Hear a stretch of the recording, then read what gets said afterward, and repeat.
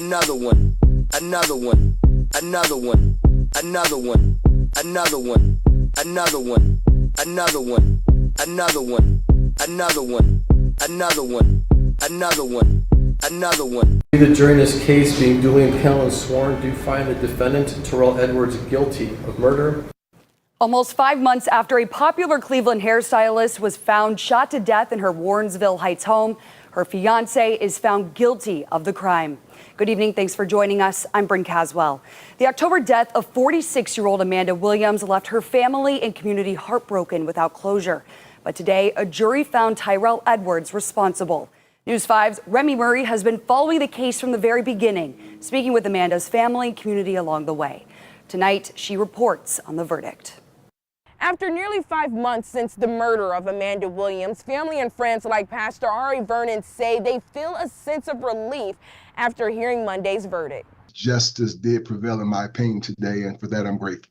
Like I said, found guilty, he doing life, and that's that. Walking out of the courtroom Monday afternoon, family and friends are seen hugging each other after the jury found Amanda Williams' fiancé, Terrell Edwards, guilty on 5 out of the 6 counts, 2 counts of murder, 2 counts of felonious assault and domestic violence. He was found not guilty of aggravated murder. Although Vernon calls this a victory, he says Williams' presence is still missed by all. Nothing's going to bring Amanda back. Nothing fixes that. I first started reporting on the death of Amanda Williams last October. Her friends told me they were devastated when Warrensville Heights police found the 46-year-old shot and killed following a domestic violence disturbance. Just the little things that I'm gonna miss. So much love. Police detained Edwards for questioning, and 2 days later, they released him when the Cuyahoga County Prosecutor's Office found insufficient evidence to charge him with a crime. The prosecutor's office also stated Edwards planned to claim self-defense in the shooting. That's when family, friends, and supporters of Williams band together to speak out. I just want justice for my mom.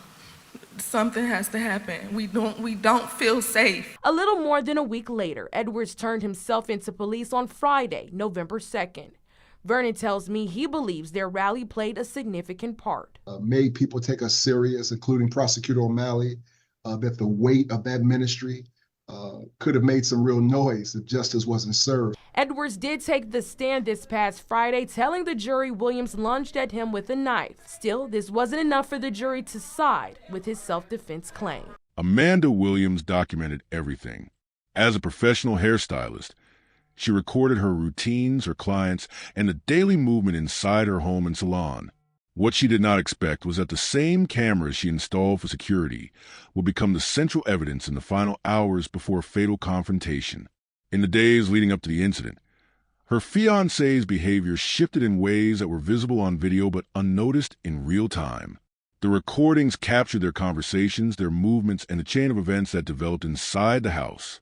As investigators later reviewed the footage, they identified patterns, timelines, and decisions that shaped their understanding of the case.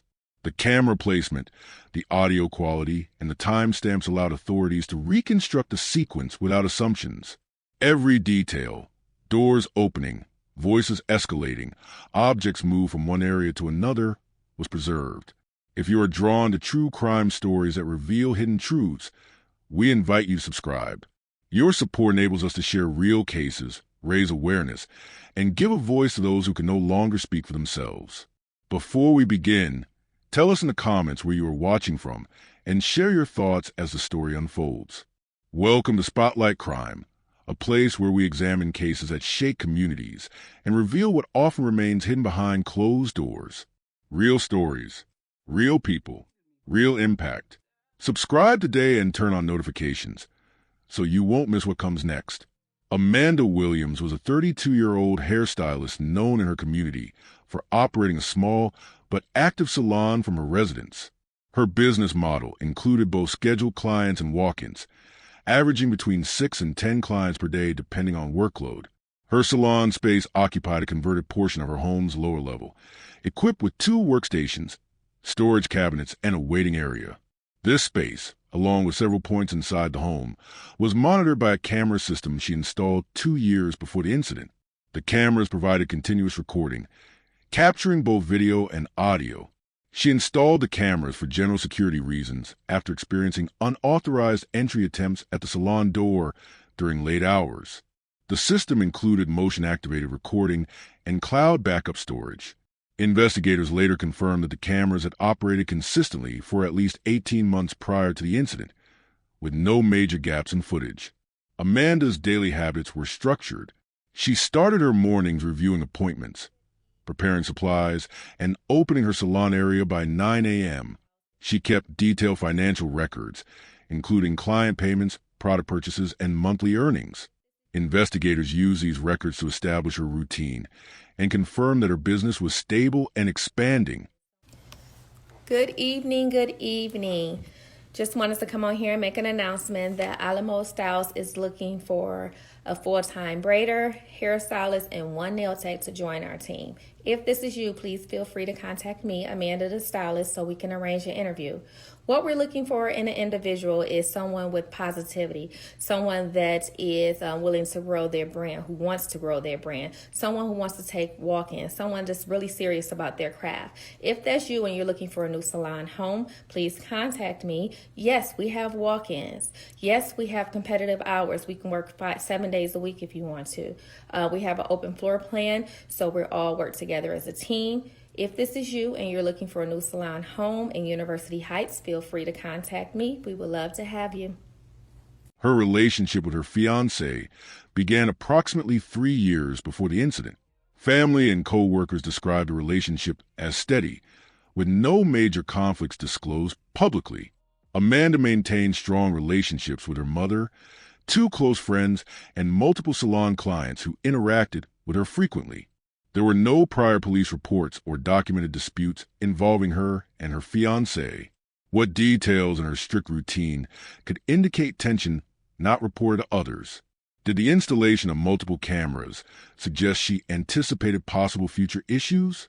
Were there early signs in her daily habits that viewers might interpret differently after reviewing the footage? Amanda's fiancé was identified as a 35-year-old man employed in a technical support position for a local telecommunications company. He had a standard work schedule and maintained a consistent income. His personal history included previous employment in retail and no documented criminal record. He met Amanda through a mutual acquaintance at a community event, and their relationship progressed quickly, with him moving into her residence within the first year. Communication records showed that he frequently texted Amanda throughout the day regarding schedules, errands, and general updates. Phone records indicated routine conversations rather than unusual patterns. However, co-workers later reported subtle behavior changes in the months before the incident, describing him as more withdrawn and less social. These changes were not connected to any specific event at the time. There were no prior legal issues or domestic incidents officially documented. Digital forensics, however, revealed that he had recently searched online for topics related to relationship conflict and home surveillance systems. These searches did not initially appear alarming, but became relevant when viewed alongside the final timeline. Did any aspects of his background indicate risk factors investigators would later focus on? Were the behavioral shifts noted by co-workers more significant in hindsight? What interactions with others hinted at early signs of conflict or stress? The couple had been together for 3 years. While there were no formal reported conflict, friends noted occasional disagreements about finances, scheduling, and shared responsibilities. These issues were minor at the time and did not escalate into documented disputes. Investigators later found text messages showing miscommunication about money management, household duties, and future plans. Financial tension appeared in several exchanges, with Amanda expressing concerns about uneven contributions to household expenses. On social media, both individuals posted typical relationship content, though Amanda's posts gradually decreased over the months leading up to the incident. No public posts indicated conflict, but private messages suggested increasing dissatisfaction about communication breakdowns. What aspects of their relationship stand out as concerning when reviewing all available information? Were there signals in their message exchanges that viewers would identify as warning signs? The home surveillance system consisted of 6 cameras, 1 at the front door, 1 at the back door, 2 inside the salon, one in the living room, and one in the hallway leading to the bedrooms. Audio was active in all indoor cameras. There were blind spots in the main bedroom, bathroom, and kitchen due to privacy concerns. In the days leading up to the incident, the cameras captured ordinary movements, business activity, and routine interaction between Amanda and her fiancé. However, subtle behavioral differences appeared upon closer review, such as increased pacing, reduced conversation between the two, and objects being moved more frequently between rooms. Did the cameras reveal red flags and seemingly normal behavior? Which blind spots prevented a complete understanding of the timeline? Would additional cameras have clarified missing details? In the final week, footage showed that the fiancé began spending more time in isolated areas of the home. His pacing increased, and he often checked the front door without reason. Amanda appeared to adjust her routine, opening the salon later than usual and spending more time on her phone between clients. The cameras recorded several low-volume conversations during which both individuals discussed scheduling, client traffic, and household responsibilities. These interactions appeared brief, but carried a noticeable shift in tone when compared with earlier recordings. Object movement within the home was also notable. Chairs repositioned, personal items relocated, and the fiancé frequently entering and exiting the living room with no clear purpose. Phone messages between the couple indicated a buildup of unresolved issues, including financial disagreements and unclear plans about shared living arrangements. There were no outward displays of conflict, but the digital and visual records suggested rising tension. Which specific moment in the footage indicates the earliest measurable sign of escalation? Did either individual take actions that viewers might interpret as concerning when reviewing the timeline closely? What small details become significant when the footage is examined frame by frame? The cameras inside the home began recording at 6:02 a.m., consistent with their motion-activated settings. The footage showed Amanda Williams entering the kitchen at 6:11 a.m., preparing coffee and placing her work bag near the dining table. The fiancé appeared in the frame at 6:23 a.m., walking from the bedroom to the living room. No verbal exchanges occurred during the first hour. Their routines were separate, with Amanda reviewing appointments on her phone and the fiancé sitting on the couch using his device. Between 7:15 a.m. and 8 a.m., both individuals moved across multiple rooms. The cameras captured door openings, item placements, and routine movements. Amanda retrieved styling equipment from a storage closet. The fiancé exited the home briefly at 7:48 a.m. and re-entered 3 minutes later, carrying his keys and what appeared to be a folded piece of paper. At 8:32 a.m., audio picked up the first verbal interaction. The exchange was short and involved scheduling conflicts related to Amanda's day. No raised voices were detected, and both individuals moved into separate rooms immediately afterward. At 9:05 a.m., the fiancé entered the bedroom and opened the drawer where a handgun was later recovered. He removed the weapon at 9:07 a.m., placed it into the waistband of his clothing, and left the room. This moment became a key timeline marker for investigators. Between 9:10 a.m. and 9:25 a.m., movements increased. Doors opened and closed in short intervals. Amanda walked between the kitchen, hallway, and living room while preparing to leave for her first appointment. The fiancé followed her trajectory at certain points, maintaining close distance in several frames. At 9:27 a.m., Amanda placed her phone on the kitchen counter. The fiancé positioned himself near the hallway entrance, leaning against the wall. The confrontation began less than 2 minutes later. What triggered the shift from routine to confrontation? Were there opportunities for either person to exit the environment before escalation? What objects or movements stand out as significant indicators in the minutes before the shots? The escalation began at exactly 9:29 and 17 seconds a.m. according to the synchronized timestamp. The audio captured raised voices, making this the first point in the day where tension was clearly detectable. Amanda stood near the kitchen counter. The fiancé stepped from the hallway into the kitchen area. The footage showed both individuals facing each other at a close distance. At 9:29 and 48 seconds a.m., the fiancé's hand moved toward his waistband. Amanda stepped backward and raised her hand slightly, though the camera angle did not show clear details about what she said. At 9:29 and 52 seconds a.m., the first shot was fired. The sound was captured from two separate cameras, allowing investigators to confirm the direction of the shot.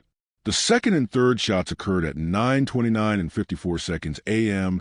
and 9:29 and 56 seconds a.m., each approximately 2 seconds apart. Amanda collapsed out of frame of the primary kitchen camera, but a secondary angle showed her falling near the lower cabinets. The fiancé used his phone to dial 911 at 9:31 a.m. The call lasted 57 seconds, during which he provided the address and stated that a shooting had occurred.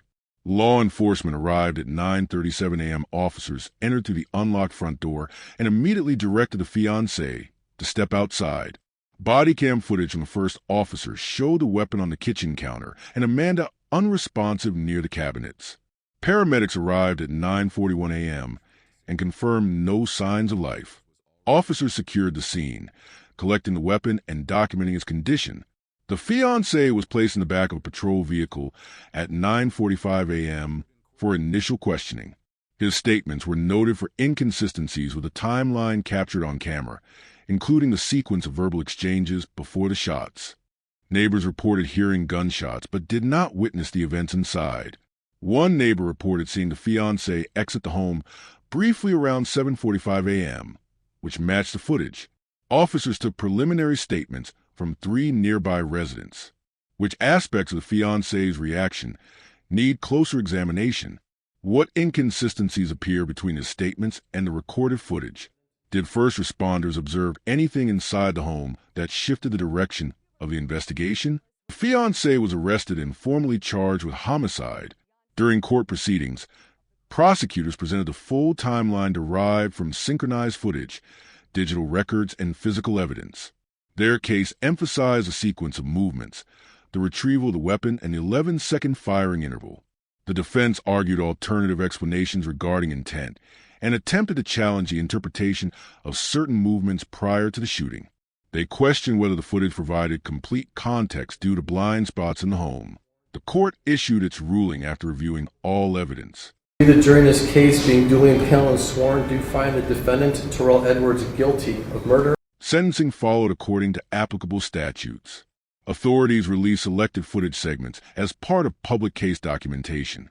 Remaining unresolved elements were outlined in the final report, including unanswered questions about intent, escalation, and specific verbal exchanges.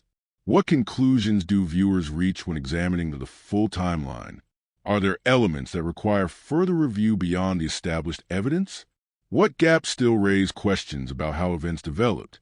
If this story has kept your attention, do not forget to like this video and share it with others. For more true crime stories that uncover the mysteries behind tragic events, subscribe to our channel and activate the notification bell to stay updated with our latest investigations, reports, and discussions. Thank you for joining us in this pursuit of truth and justice. Together, we can shed light where darkness remains.